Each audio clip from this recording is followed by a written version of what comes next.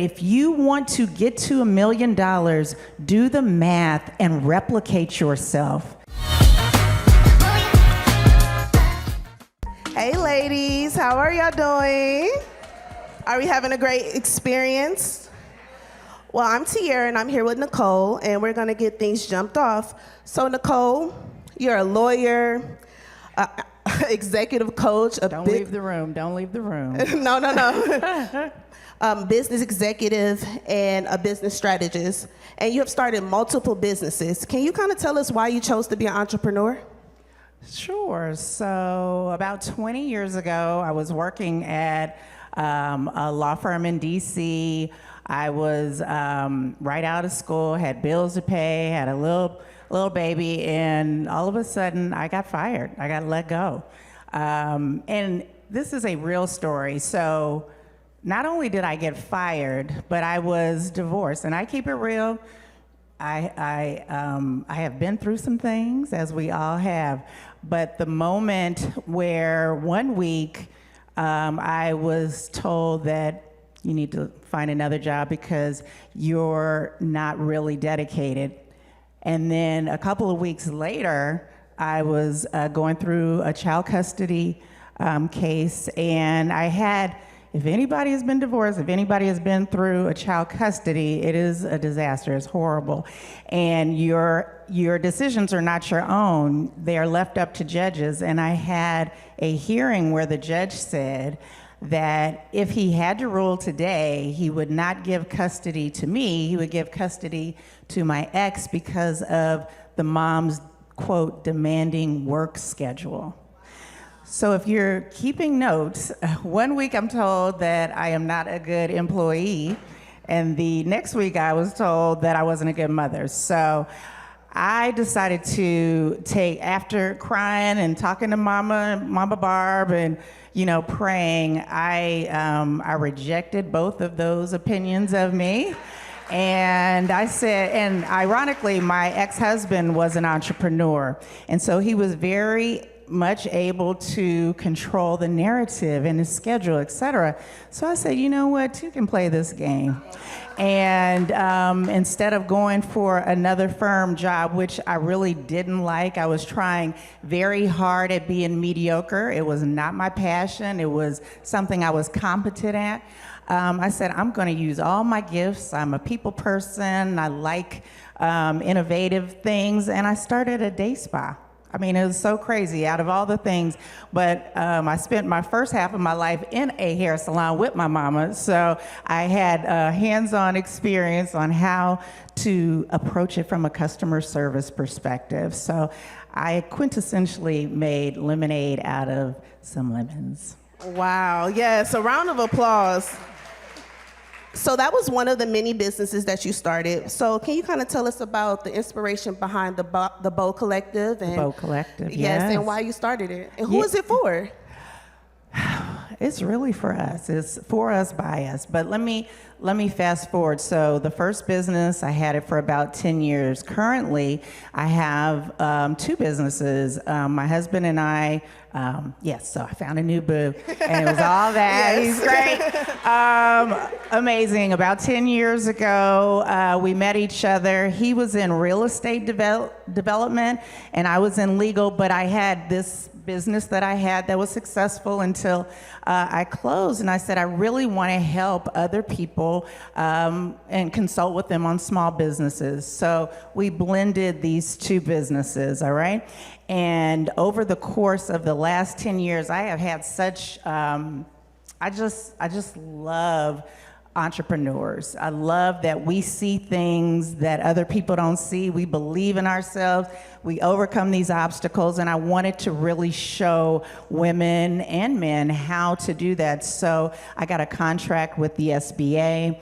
I was a SCORE mentor. Anybody has been to SCORE? I did that for a number of years. I was an emerging leaders coach, which is an SBA 6-month incubator, and I did that for nearly 7 years. And I was appointed by the White House to the National Women's Business Council.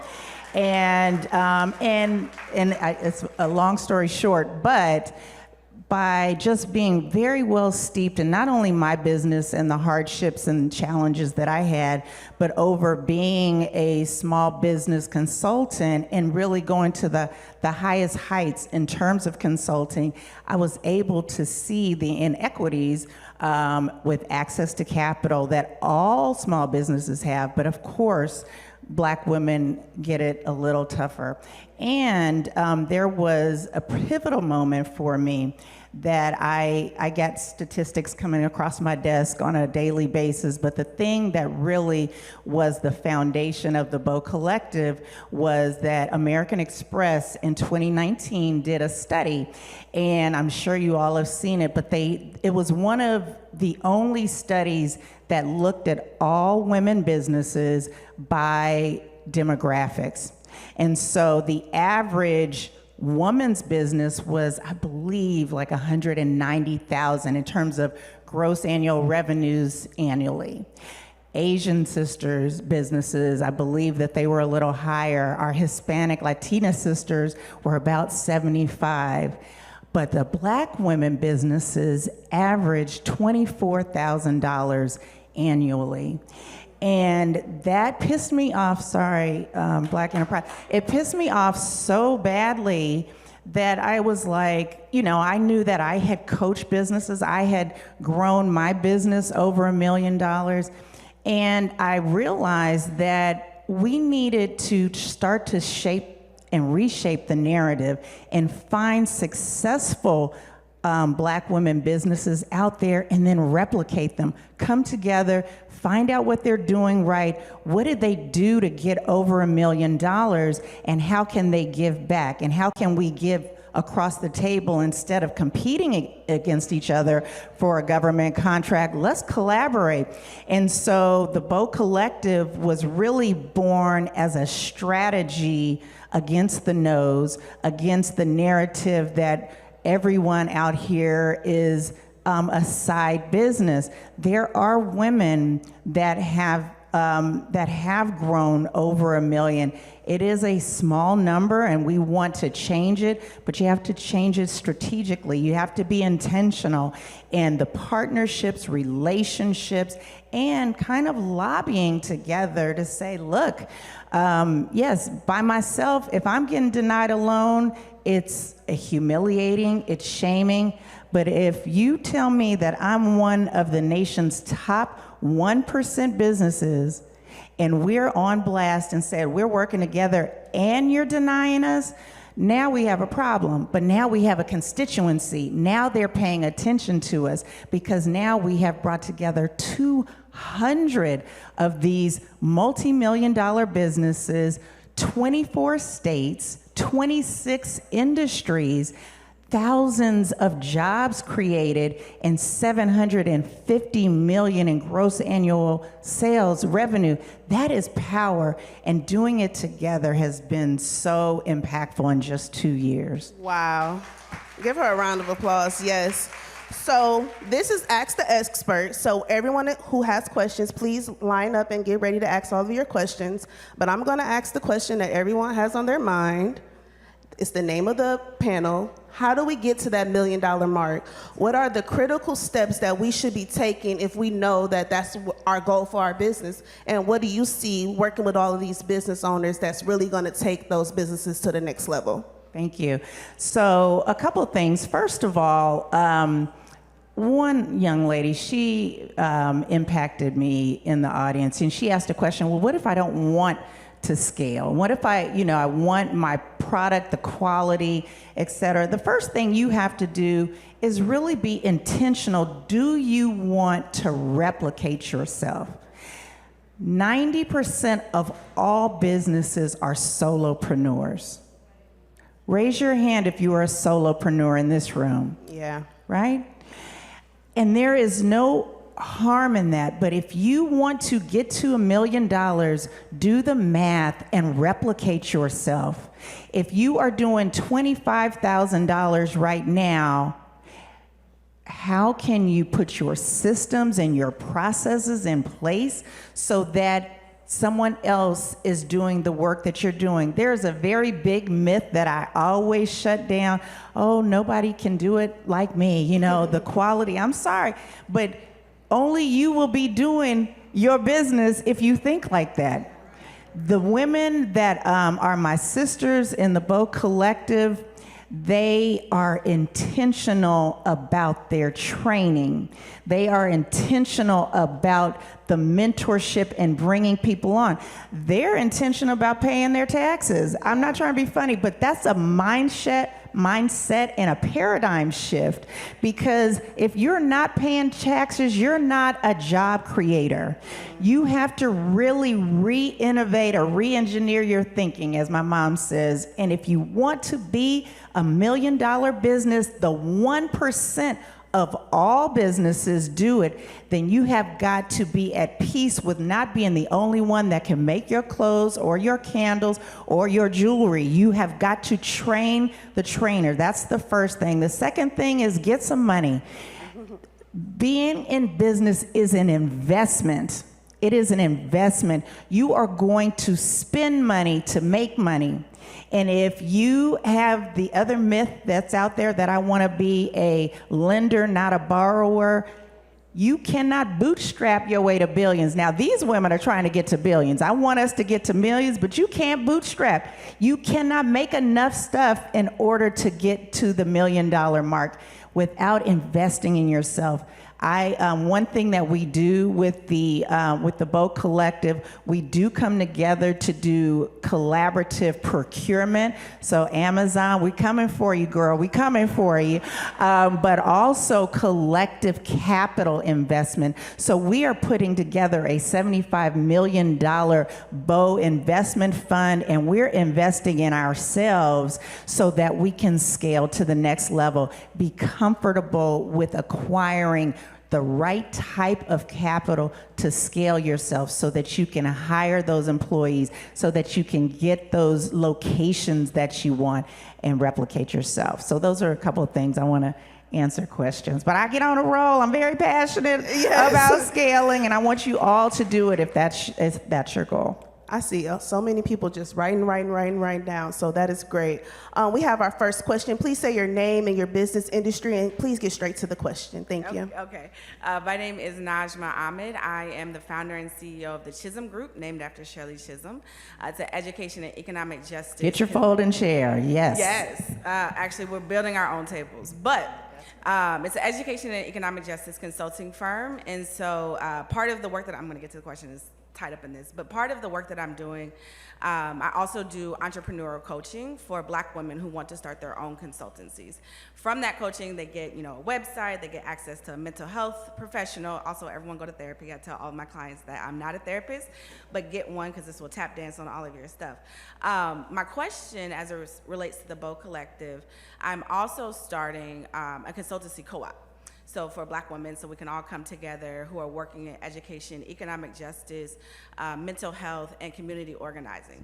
And so I came across the Bow Collective, is actually why I came here today, just to want to know what tips do you have, particularly for those who are working in the service industry. A lot of what we're hearing about is products. And so I'm curious, how do I get funding?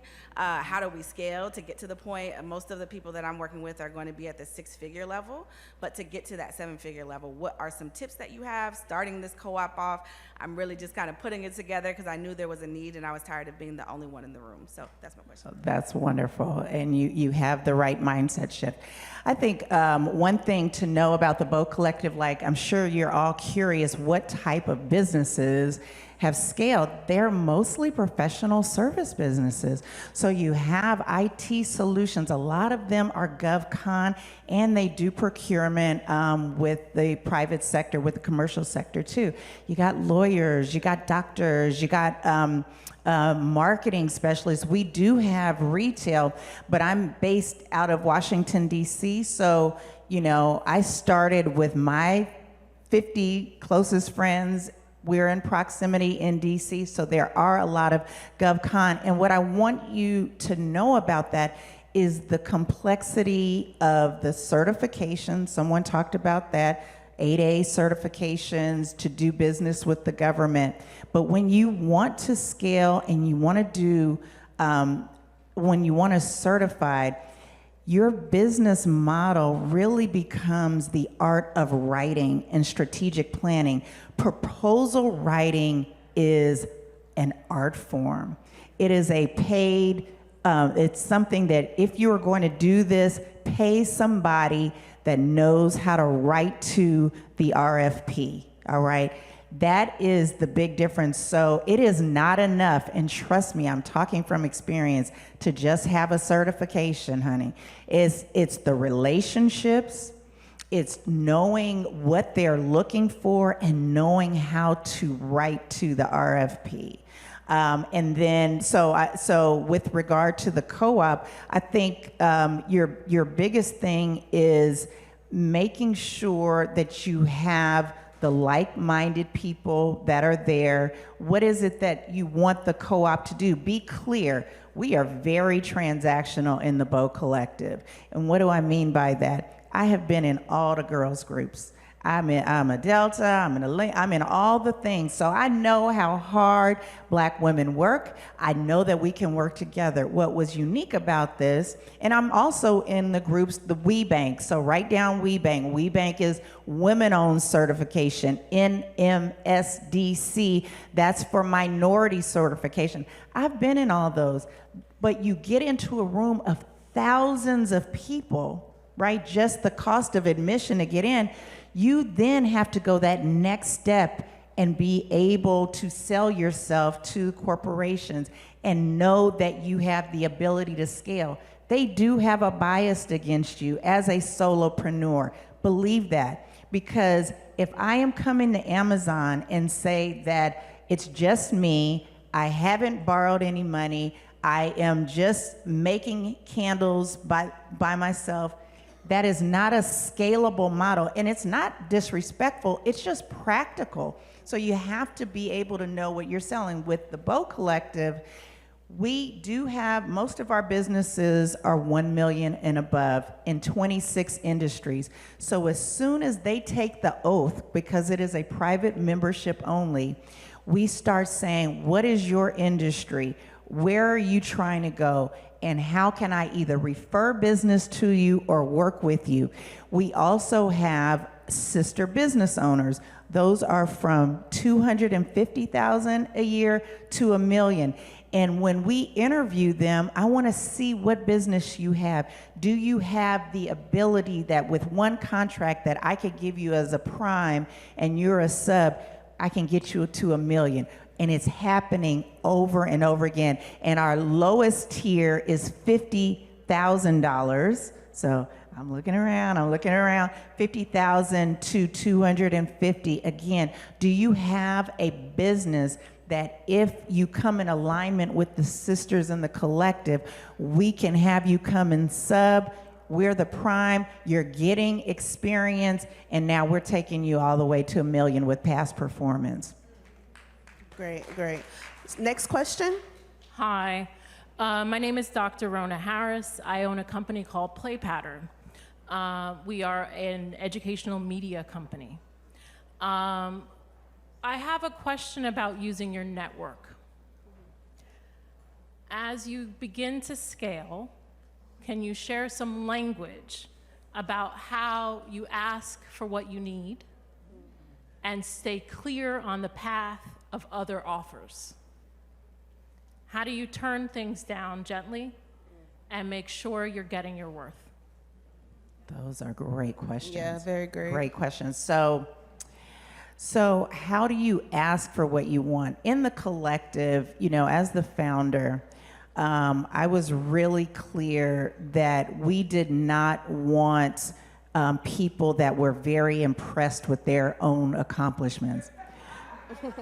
If you were looking to be in another group to have a credential, this is not the organization for you. We are looking for really like-minded people that I can let down my hair and say, or take off my wig as it is, and say, I don't know how to do this. I see that you have made a relationship with Microsoft. You're working with Microsoft. Tell me more. If you are a member of this organization, you're obligated to do that. So my brand is authenticity and giving. And we have turned down very accomplished women that were like, oh, my girl is in it. Oh, well, I make, 2 million. And we wish you well. Like, from the bottom of our heart, we wish you well.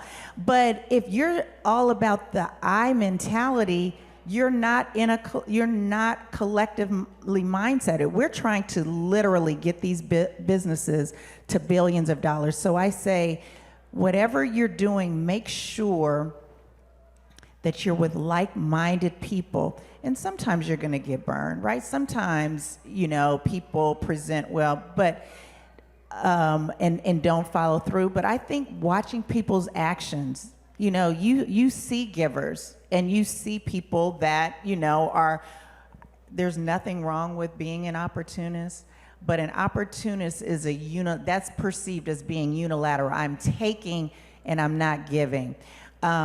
You also talked about turning down opportunities. I think you really have to know who you are and your value proposition. A lot of people make the mistake, say, I'll sell anything to anybody at any time, anywhere, and I know immediately that that is going to fail. Who are you trying to really sell to? Now, I will give you a very good analogy. So I have been married, as I told you a couple times, and I actually love wedding dresses. Don't shame me. But I remember back in the day, they had those really big, thick bridal books, right?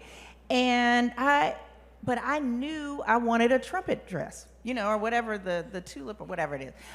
So I didn't look at the ball gown dresses. I'm not trying to sell. That's not what I wanted. And I think sometimes when you are so about your bottom line, you're trying to make that money, then you really compromise your product or your service by saying, hey, okay, I will do this. I don't consult with all small businesses anymore. But guess what I did? I love small businesses, but usually people do not have money, right? So what I did was I started contracting with municipalities that wanted to put small business incubators into play. I created the incubator, I trained, and I got my value proposition done. So I still am catering to the market, but I'm looking and refining my sale and who can afford the service. So I hope that was helpful. Great. I think we have time for one more. Hi, my name is Kyrie Sherd. I am the founder and CEO of Nina Lem's Party. We are a statement party decor brand that inspires people to live unapologetically through party decor. And I have to say that I am fangirling today. When I saw that you were gonna be here, I knew that I had to be here. I stumbled across your book about 7 years ago in Barnes & Noble prior to starting my first business, which was a bakery in a shopping mall. And it was really the first CEO experience I had ever read that talked about the negatives. I feel like we're in an age where people glorify the act of being an entrepreneur, and your book, I can't tell you what it did for me. My bakery failed horribly, and I'm like emotional right now. My bakery failed horribly. I lost everything. I swore I would never do it again. Your book encouraged me to go and do it again. My business now, we're in retailers nationwide. We've been featured in various publications. So thank you. I just wanted to thank you. God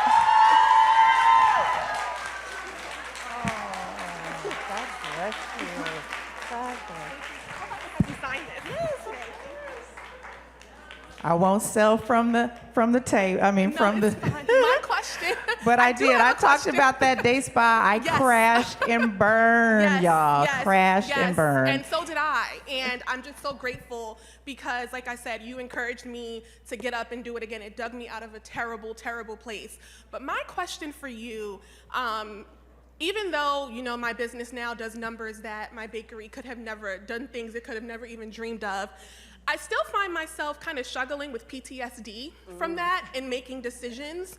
I'm scared to, kind of leap and take the risks sometimes that I know that we need to take to accelerate our business to the next level. So my question for you is, in your current successful role, do you still struggle with some of those things from your day spa? And how do you overcome that in your, no?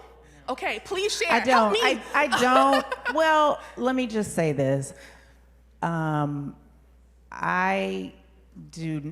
like to learn the lesson and move on. Like I really, I mean, when I say I lost everything, I lost everything. Because I own my bill. I'm at time. Okay. Well, let's talk about it downstairs. But I think you can finish. Can I finish? But the lesson was so hard and so painful. I didn't want to re-traumatize myself. So I did counseling, went to church, and I really figured out, where the errors were. I put it in a book that was very therapeutic and healing to, honestly, you touched my heart today. To be able to not just fail, but that God, and I am a woman of faith, that God used my pain for the purpose of someone else. That was important. But I will tell you, I went back into business with someone who really, really believed in me. They were really, really smart. The collaboration, so I was able to do more.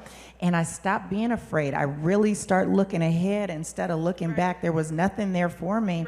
And surrounding myself with like-minded, positive, vision people is so exhilarating.